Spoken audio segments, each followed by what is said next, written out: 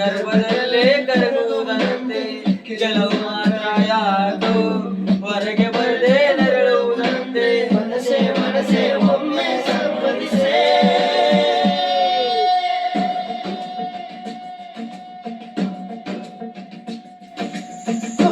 ಮನಸೇ ಮನಸೇ